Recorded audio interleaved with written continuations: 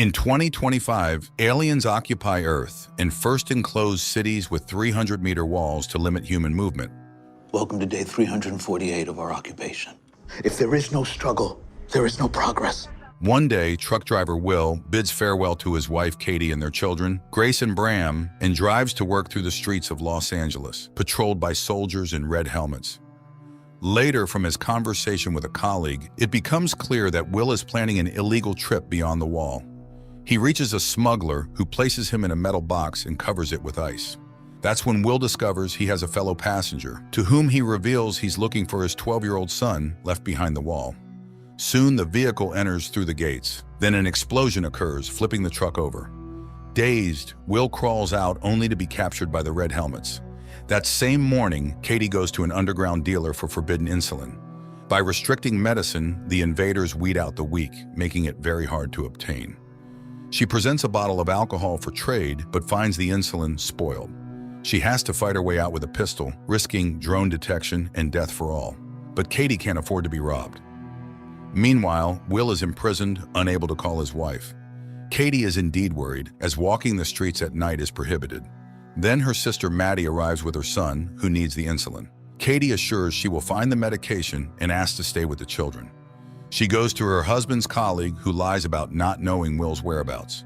Katie has to return home empty-handed. Suddenly, an alarm blares over the city.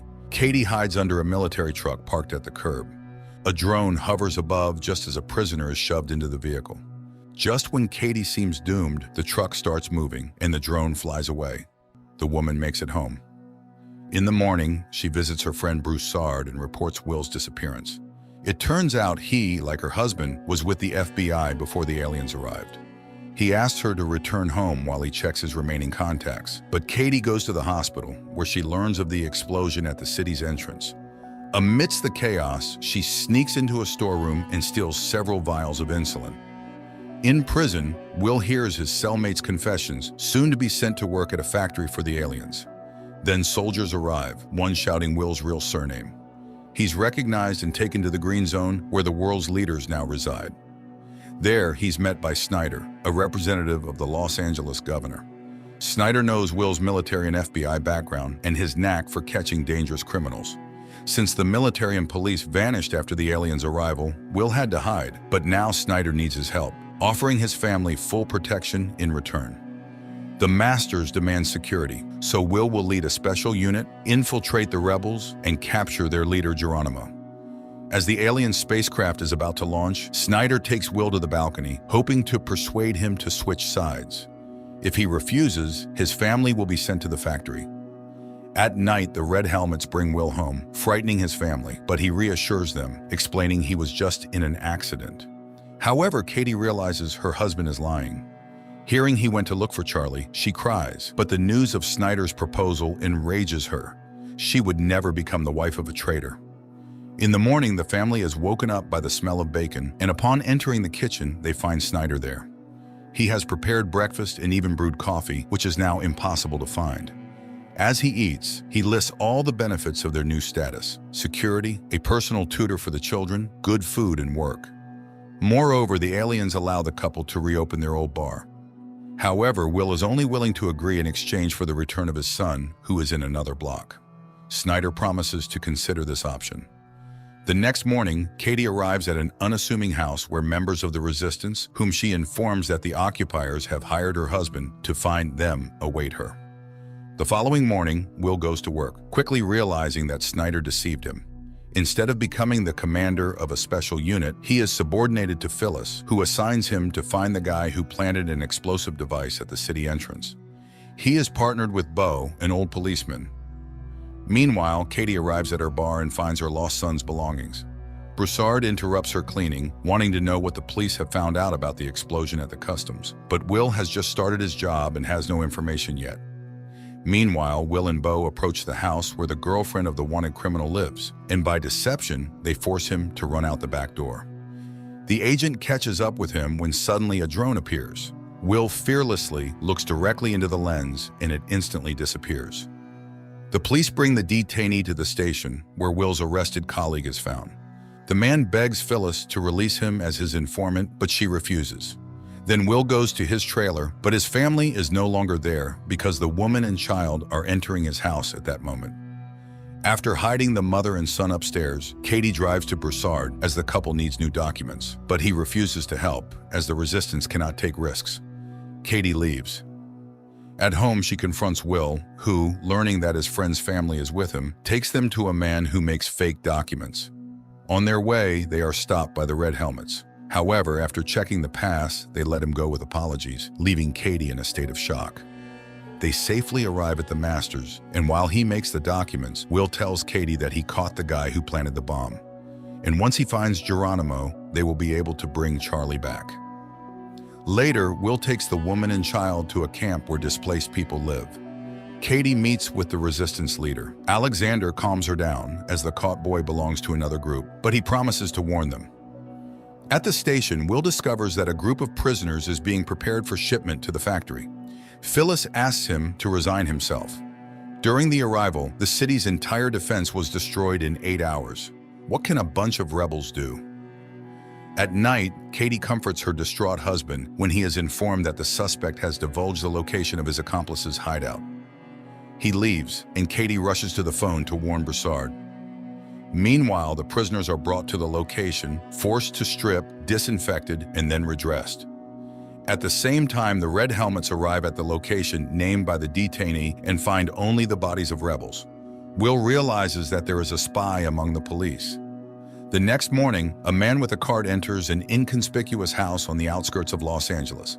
Immediately, a radio broadcast begins with calls to overthrow the occupation, voiced by Geronimo. The Red Helmets detect the transmission and head to the location.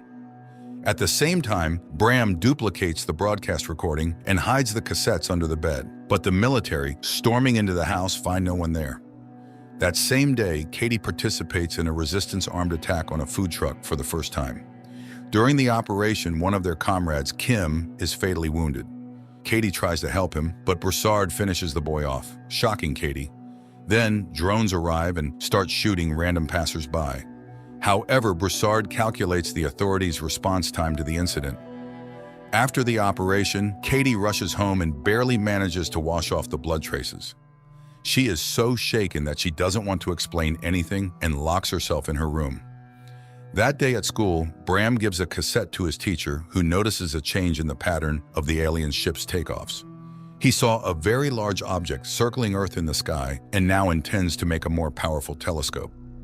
The police arrive at the scene of the incident. Will notices the body of a boy who was clearly finished off. Phyllis orders to take his photo and quickly learns his name. After that, the Red Helmets go to his house and arrest his parents. Will is outraged by this and fails to notice Broussard in the crowd, who heads to the resistance base and reports what happened. But Alexander is confident that Kim left no traces. Will then goes home, where Katie explains her morning behavior with the things found in the bar belonging to their son. Distraught, Will blames himself for being powerless against the Masters, but his wife promises her support. Later, Katie goes to meet Broussard. He justifies his actions as saving Kim from torture. But now she needs to extract everything her husband learned during the investigation from him. At the same time, Bram's friend asks for his help and leads the boy to an underground tunnel beneath the wall, where her brother slipped and injured his leg. It turns out their father worked there before the arrival, and now they use the tunnel to get beyond the wall. Will and Bo go to a cultural center listed among the places visited by the deceased Kim and find a rebel weapons cache. At the same time, Bram's friends tell him they've been going to the other side for 6 months to get food, as there's no one beyond the wall. Alexander learns about the lost weapons and asks Broussard to warn Katie about the inadmissibility of her husband's actions. He fulfills this request, but Katie is more concerned about her family's safety. Nevertheless, in the evening, she opens the bar to visitors. Suddenly, in the midst of the festivities, Snyder walks in. The man congratulates everyone on the opening of the establishment and then explains to Will that by revitalizing such places, the Masters allow people to safely release tension. Hearing this, Katie becomes furious, thinking they've sold out to the aliens for the sake of getting their son back. But Will is convinced that by continuing to work for Snyder, he will be able to find Charlie. Later, he speaks with Bo again about the spy. However, the former policeman who has faced betrayal doesn't believe in such a possibility. Meanwhile, Katie tells Broussard that the quick finding of the Resistance's premises is explained by a huge database and a woman who knows how to use it. She's ready to reveal her name if Will remains unharmed. Broussard swears to this. The next day, a squad of red helmets burst into the school. The military brutally arrest a teacher and beat a student. Returning to the base, one of them removes his helmet, revealing himself to be Broussard. Later, he explains to Alexander that he learned the duty schedule of the Red Helmets. Now they have a chance to be in the right place at the right time. That same day, Phyllis shows Will information about the Los Angeles rebels. If they unite and go on the offensive, the entire block will be cleaned out. She hopes Will understands what this means for him and his family and counts on his loyalty. Meanwhile, Katie takes the children for a walk with Lindsay, the governess appointed by the authorities, and turns on the streetlight, sending a prearranged signal. The sound of breaking glass is heard. The woman counts to 10, then pulls out a fire extinguisher. Only after extinguishing the fire does she call emergency services. The Red Helmets and Will arrive. He is outraged to find that his house is being searched, but such is the protocol. Katie is asked to go to Phyllis for interrogation. She promises the family enhanced security. Moreover, the neighbors are warned that if something happens to them, they will be held responsible. Katie is shocked, as now they will be feared. Phyllis interrogates her about everything, even the personal relationship between husband and wife. Meanwhile, Maddie goes to the Commission for the Preservation of Cultural and Artistic Items in search of work and introduces herself to Charlotte, the director, hoping to become her assistant. After his wife's interrogation, Will confronts Phyllis, but she shows him tapes found under Bram's bed and advises him to keep a closer eye on his son. For now, she'll hold on to these pieces of evidence. Furious, Will drives home, and after a tough conversation, Bram shows his father posters. Their appearance in the city signals the release of a new broadcast by Geronimo. Katie manages to extract a promise from Alexander not to touch her husband, and in return identifies her husband's boss, Phyllis, in a photo. Later, another broadcast by Geronimo begins in the city. This time, the police immediately detect the signal coming from the library and rush there. The man hears their approach but utters his final words, calling for resistance. He is arrested, although Will is sure it's not Geronimo, greatly disappointing Snyder, who had already informed the masters of their victory. That same day, Maddie witnesses Charlotte's anger, who needs a painting by a specific artist.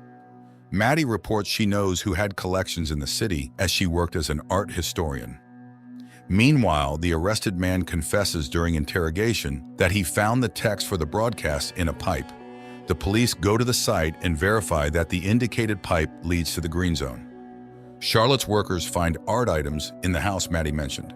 In gratitude, the owner takes her on board and promises to help with insulin.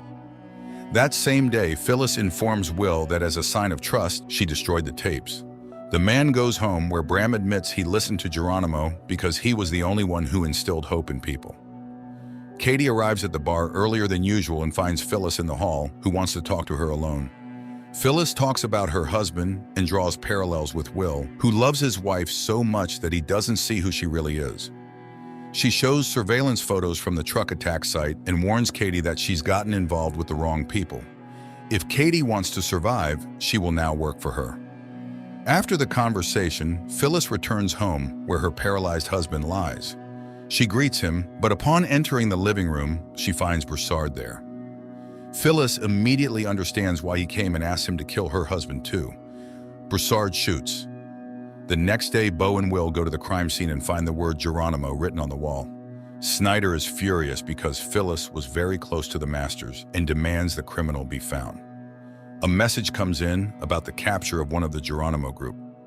Will interrogates the young man, who gives an address in the green zone. The Red Helmets burst in there, finding a concealed room and several people who call themselves the Geronimo Group. Meanwhile, Bram, accompanied by his girlfriend, passes under the wall and ends up in a deserted city where they find necessary supplies in a huge warehouse. Back in Los Angeles, news is broadcast that the underground has been eliminated, although Will doesn't believe it. Snyder once again becomes enraged because he sees that the captured couple doesn't look like terrorists. He refuses to fulfill the agreement about searching for Charlie and appoints Will as the head of the group. Will immediately begins searching for the mole, and Phyllis's assistant, Jennifer, reminds him of his wife, suggesting he might be the source of the leak. Returning home, Will sees Bram giving his sister markers brought from beyond the wall, but the son lies that he traded them for oranges. Snyder interrogates a man who claimed to be Geronimo, but he confesses that he is just an actor. Snyder convinces him to play out his role in exchange for being sent to another block. At the same time, Bram rushes to his teacher and promises to get him a powerful lens for his telescope. Will, secretly from his wife, searches the bar but finds nothing incriminating except for a book he doesn't recognize. The trial of Geronimo is broadcast on all channels, featuring relatives of the terrorism victims, and a scaffold for execution is erected in the square. The actor plays his role, believing Snyder's promises to eradicate terrorism. He realizes he's been deceived only when he finds himself on the scaffold, but can do nothing about it. Immediately after the execution, Snyder invites Will to join him, promising to show him something unusual. At the same time, Alexander's group prepares for a new attack, with Katie among the rebels. On the way, Will expresses his outrage to Snyder, who achieved nothing by executing the actor. But Snyder reminds him of the need to pacify the population and that he's bought time to search for the real Geronimo. Snyder's car moves through the city, guarded by a group of red helmets, including Broussard. At one of the turns, a decoy road worker sends them on a detour, and when the convoy slows down, Broussard shoots his colleagues. Snyder tries to run, but Will locks the doors as the car is armored. Rebels, disguised in red helmets uniforms, shoot at the car and manage to pull the door off, but Will shoots from inside and still gets Snyder out of the fire. Drones appear, but the rebels manage to escape. Will leads Snyder into the bar, where Katie arrives at the same time. Snyder is hysterical, but Will cannot guarantee protection by his own means. Katie asks Will in private not to risk himself for such a worthless person, but Will cannot leave a person without help. Realizing that the phone doesn't work, he goes outside to a payphone to call for backup.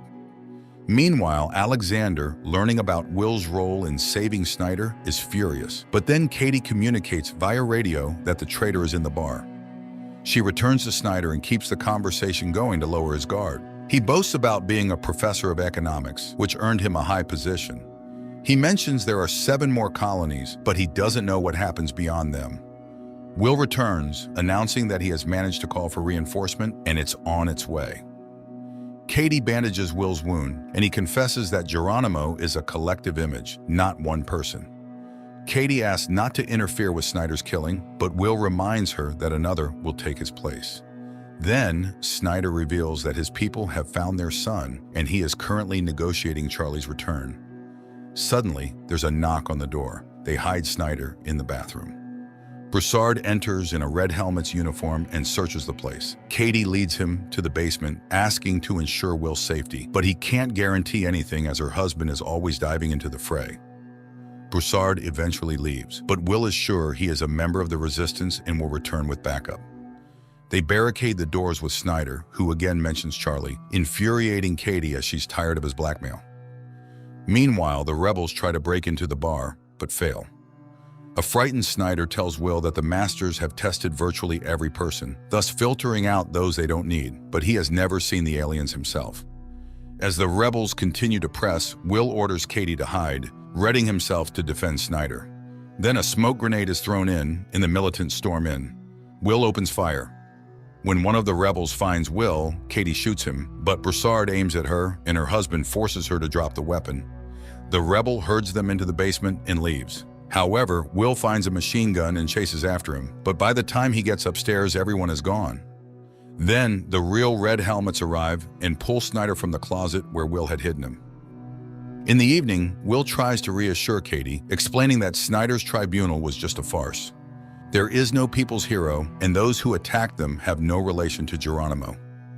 Meanwhile, Alexander concludes that Katie is a double agent, simply leading them on. Meanwhile, Maddie starts a relationship with Charlotte's husband, Nolan, who is the leader of the New Age Preacher Church. At the same time, Will identifies Broussard by photo, having seen him among the attackers, and receives an order to find and arrest him. The Red Helmets head to his address, but when they begin to storm the house, it explodes. Will questions Broussard's squadmates, and one mentions a distinctive feature, a tattoo on the chest, which Will recognizes as a Special Forces sign. Broussard infiltrates a restricted area where he steals the corpse of a dark-skinned man of similar age and build. Along with Alexander, they place it in a car and burn it. Throughout, the leader convinces Broussard of Katie's betrayal. Later, the police find a burnt car with a charred body inside, matching the description of the bar attacker, but Will once again doubts everything. Katie tries to contact the underground, but can't manage to do so. Finally, she finds an encrypted message with the name of a meeting place where a car with Broussard at the wheel awaits her. Meanwhile, Will's assistant Jennifer finds in the database 14 people with Broussard's face, and he realizes that Broussard is not just a military man, but a former FBI agent. Broussard takes Kate out of the city and asks her difficult questions, as she shot one of her own. But Katie reminds him that she laid out one main condition from the start: her family must be untouchable. She joined the fight and served the cause faithfully. He doubts her loyalty. She leaves, unwilling to continue the conversation. Broussard goes to one of the resistance members, Rachel, and tells her about Alexander's order to eliminate Katie and how he couldn't go through with it. Will arrives at Snyder's in the Green Zone and reports that Broussard is called something entirely different, and he's very skilled in his field, but he'll definitely find him. In response, Snyder gives him an envelope containing a recent photo of Charlie. Will brings it to Katie, and through tears, she asks her husband to rid themselves of Snyder's control. He promises to do so when he is ready. Meanwhile, Charlotte learns about Maddie and Nolan's relationship and threatens to fire her. Nolan decides to remind his wife of her place and offers Maddie to become his assistant. The police receive new information, with which Will goes home. He shows his wife a photo of Broussard and tells her that his fingerprints were found in their bar. This means he was there before. Katie says she doesn't know him, but Will shows her photos of his victims, and she recalls that he indeed visited them and said he lived in his mother's house and was fixing it. Jennifer immediately finds Broussard's mother's house through receipts from construction stores. Rachel comes to Katie, confessing that Broussard indeed killed many, but it's part of the resistance. Katie reminds her that she almost became one of his victims, but Rachel reminds her that Broussard didn't carry out that order. Then Katie calls Broussard and warns him that Will has figured him out. The Red Helmets go to Broussard's mother's house, but it's empty. The abandoned tools make it clear he received a warning. Will calls out to a neighbor who turns out to be Alexander, and he says he hasn't seen his neighbor. Will leaves, but then stops. On Broussard's table lies the same book as in his wife's bar. Will's partner ends up at a factory where people often get sick and die. It turns out the factories are built on the moon. Will shows his children a photo of Charlie and admits he only started working for the government to get him back. That morning, the governor of the Los Angeles block arrives at Snyder's to inform him that the chief minister of the Pacific region is coming for an inspection. He assures everything is going well, but the woman is very doubtful. Katie goes to Rachel and learns that her underage sons are also in the resistance. She is stunned by the woman's courage, but still announces her departure from the group, fearing for her family. Rachel promises her support. Alexander calls Will and declares that his wife is the mole leaking information to the rebels. He sets up a meeting place. Will goes there. He immediately recognizes Broussard's neighbor, who confesses that he is the head of the cell and is willing to betray everyone for the right to leave the block. Meanwhile, Broussard meets with the leader of the youth cell of the rebels, from whom he receives information about the arrival of an important person. Will returns to Bo and tells him everything. Later, he goes to Snyder and conveys Alexander's conditions. Snyder demands a personal meeting. In the evening, Katie returns to the topic of Charlie. If Snyder knows where he is, why can't he bring him back? But the conversation shifts to the meeting with Alexander. He reveals he is ready to betray the entire cell, and Katie immediately leaves for the bar, signaling Broussard along the way. Bram and his teacher observe the moon and notice changes in its surface. It seems that's where the alien mines and warehouses are located. That evening, Broussard comes to the bar, where Katie tells him about the leader's betrayal. He immediately goes to Alexander and starts asking questions, but Alexander demands he stop all communication with Katie and prepares for a new operation. The next day, Will takes Snyder to the meeting place with Alexander, who confesses he just wants to survive. He needs a universal pass to travel between blocks. In exchange, he gives a list of the group led by Broussard and admits they are planning an operation to eliminate the minister. He will set up a meeting for Broussard where the police will arrest him. Afterward, Will take him beyond the wall and give him the pass. Later, Broussard arrives at the designated place in the market. Rachel and Katie are also there, and upon spotting the red helmets, Katie immediately warns Broussard. A rebel throws firecrackers, causing panic, and people scatter as the military opens fire. Rachel dies, and Broussard escapes. Will goes to Alexander's house, which is under police guard, and announces the cancellation of the deal with Snyder. He is ready to let him run, but Snyder starts talking about Katie signing his death warrant. Will shoots the traitor and blames it all on Broussard. At night, people see Rachel's hanged family, and Katie promises Broussard her support. Will lets his wife know he's aware of her participation in the resistance. The following night, a spontaneous uprising occurs during which several red helmets die. Bo asserts that people's patience has run out. Will informs Snyder that he has information about a new rebel cell located beyond the wall. Apparently, there exists an unknown passage to the authorities. He asks for permission to let them go beyond the wall and check. Snyder agrees but assigns them a guard.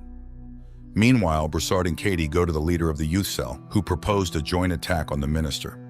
Everything is to happen in the subway, now used only by the masters. Will and Bo, having gone beyond the wall, climb a skyscraper and survey the entire city. They then simulate an attack on themselves. While their guard tries to figure out what happened, their commander finds a map supposedly lost by the attackers. Later, Will points out to Snyder the marks on the map, indicating the rebels' attack points. Snyder reports the found tunnel under the wall. Members of the youth cell show Katie a micro-drone shaped like a bee, capable of flying anywhere and gathering any information. The rebels finalize the attack plan. Broussard teaches Katie how to shoot. At that time, red helmets led by Snyder come to Nolan's house, accusing Charlotte of hiding valuable paintings from the masters and arresting her. That evening, Katie finds a book about the benefit of the arrival, given to her daughter by Lindsay. She immediately calls Will and tells him about how the new church is indoctrinating children. Will then informs her that they will move to Bo's house, located beyond the wall, accusing her of spying on him. But Katie can no longer bear it. They constantly lie to each other, and it's killing their family. And hiding, even beyond the wall, is impossible. Will asks Bo to run alone. Katie and Broussard, killing guards, descend into the subway, open a backup entrance, and the group infiltrates inside. The rebels cause an explosion, derailing the train. Searching the wrecked wagons, people find an alien's body. Will learns about this and heads to the station, where the governor soon arrives, announcing the kidnapping of a master. There was already an incident when 2 aliens died, leading to Dallas's destruction, so people must understand what awaits Los Angeles if they don't find the missing master. At the same time, a group of rebels transports the alien to a secret location, blocking signals with metallic foil. Will rushes home and asks Maddie to hide the children. She suggests taking them to the green zone. He tries to find Katie, and Bram gives him a secret number his mother received the day before. While the rebels try to move the alien to another location, a curfew is declared in the middle of the day. Maddie and the children end up in a huge queue, and as they try to break through, Bram runs away. Meanwhile, the rebels hijack a red helmet's car and load the alien into it. At the same time, the police receive subway camera footage. Will recognizes Katie but doesn't show it. Bram runs to his teacher and leads him to the tunnel. Meanwhile, the group that kidnapped the alien moves through the city in a police car and witnesses a house being shot to intimidate residents. Snyder is removed from his position, but the governor can do nothing. Meanwhile, the alien is brought to a laboratory, shielded from any observation methods, and they attempt to open his suit. Will gives the rebel codebook to Jennifer. Together, they review the operation footage from Broussard's arrest attempt and identify the youth cell leader, who is also in the database. The rebels figure out how to activate the communicator on the alien's wrist when Will knocks on the door. He asks to hand over the kidnapped and run, or he won't be able to save them. But Katie refuses to open the door, instead breaking the isolation, forcing the rebels to flee through a secret passage. At that moment, drones converge on the house. Katie opens the door, and Will calls the police. The alien is taken away. Snyder thanks him and gives him a universal pass beyond the wall. Simultaneously, Bram and the teacher descend into the tunnel and are caught by the police. Snyder is taken away by the patrol. Will goes beyond the wall to find his son, and Katie returns to an empty house. This concludes the first season.